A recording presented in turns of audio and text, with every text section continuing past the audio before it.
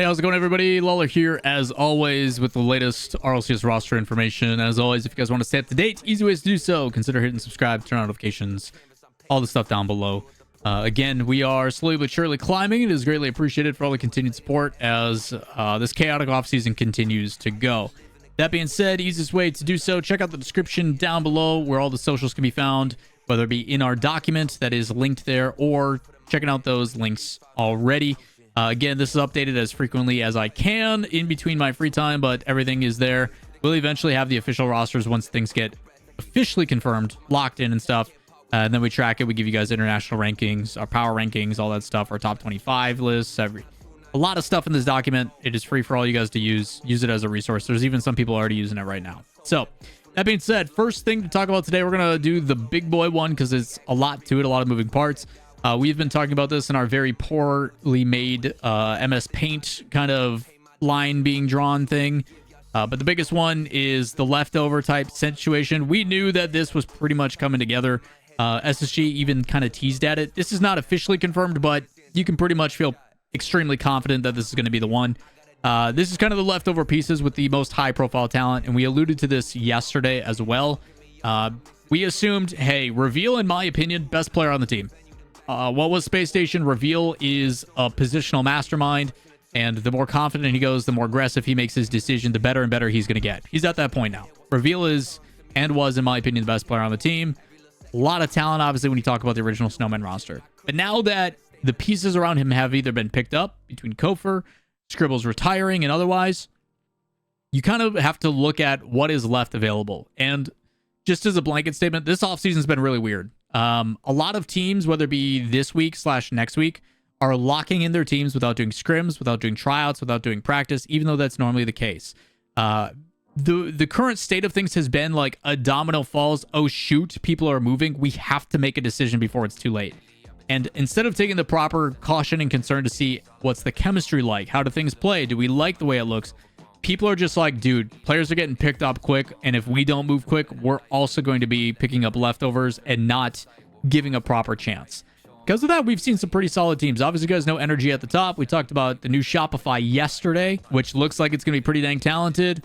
This, to me, is another team that I also think makes a proper chance. So you got Reveal as the original, sticking with Xperia on SSG.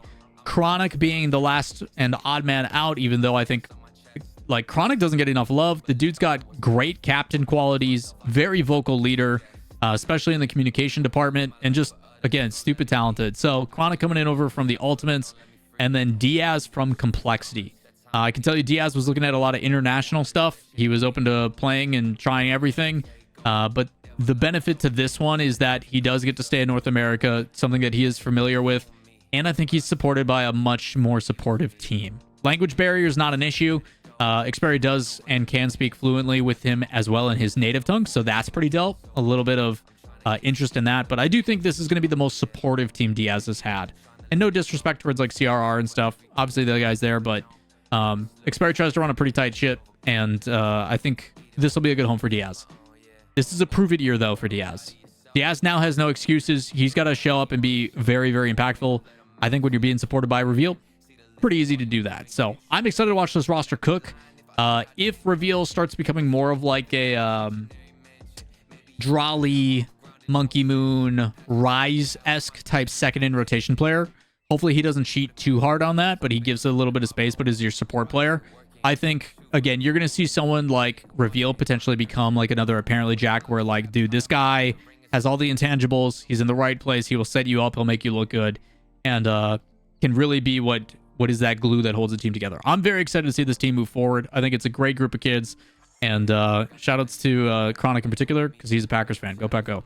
I hope we absolutely shit stomp the Cowboys this weekend for Parsons. Other note, and one that's kind of weird, if you guys haven't seen, Achilles, the founder of Shift, has now put up a Patreon and is releasing the information early, even though that just means it's going to get leaked. Because of that, people who do pay for the Patreon are now posting stuff and then giving him credit after the fact. According to rumors, which is weird. Normally, it's just according to sources. So his source is that according to a rumor. Again, it's very weird how this stuff is going on. But there is conversations that Seiko, former of the Mates, could be joining the duo on GK with Joyo and Archie, which does make sense. I would not be surprised if Seiko, Juicy go their separate ways. Juicy goes to what has been rumored K-Corp, and then you see Seiko join the trio. I think it'd be a pretty successful roster. I think there's a lot of talent. We have also seen, for those that do forget, back when Seiko first bursted into the scene, he did play for a mainly English-speaking roster with Endpoint before he got snatched up by BDS and winning a world championship. So, again, unfamiliarity there. You do like to see, and there has been this narrative of like, hey, all French players want a full French roster. That's kind of how the camaraderie has gone, I guess we can call it. But the reality is you got to take what's available, and if you've got an organization and support right away, easy W. That also further, I think, adds information to the concept of Joris, and Oli being a duo trying to find a third, whether that be Rise, whether that be Jack, whether that be... It'll be interesting to see. The like secret option C could potentially be like maybe Seiko, maybe Jack, maybe another, go and make their own thing.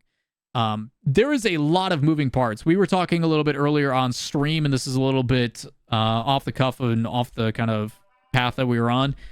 When you start formulating and you start thinking about like free agent opportunities and you start going down the list, North America, you got to talk about all the leftover players now.